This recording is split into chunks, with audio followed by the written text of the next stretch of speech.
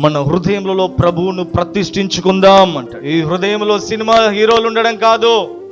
కొంతమంది హృదయంలో పగలు పెట్టుకుంటారు, కక్షలు పెట్టుకుంటారు. కొంతమంది హృదయంలో రకరకాల అనుభవాలు కొంతమంది ధనమే హృదయంలో ఎప్పుడు కూడా. వాళ్ళు కనే కళ ధనమే ఉంటుంది, వాళ్ళు మాట్లాడే మాట ధనమే ఉంటుంది. దేవుడు లేడు హృదయంలో, అపవాది ఉన్నాడు. ఈరోజు అపవాదిని ఎలిమినేట్ చేయి, దేవుని నీ హృదయంలో ప్రతిష్ఠించుకోవాలని దేవుడు నీతో మాట్లాడుతున్న వాడై ఉన్నాడు. మన హృదయంలో ఏది ఉందో నీ క్యారెక్టర్ అది కనిపిస్తుంది, అవునా కదా? అందుకే నీ హృదయంలో ఎవరినో దేన్నో నింపుకోవడం కాదు, నీ హృదయంలో ప్రభు నింపుకోగలిగితే ప్రభు ప్రేమ కలిగిన దేవుడై ఉన్నాడు. నీలో ప్రేమ కనబడుతుంది, ఆయన సమాధానం కలిగిన దేవుడు. నీలో సమాధానం కనబడుతుంది, ఆయన తగ్గింపు కలిగిన దేవుడు. నీలో తగ్గింపు కనబడగలుగుతుంది, ఆయన ఓర్పు కలిగిన దేవుడు. నీలో ఓర్పు కనబడగలుగుతుంది. ఆయన ఏ స్వభావం కలిగిన వాడై ఉన్నాడో అది నీలో నిండుకుంది కనుక అది నీలో అది కనబడగలుగుతుంది.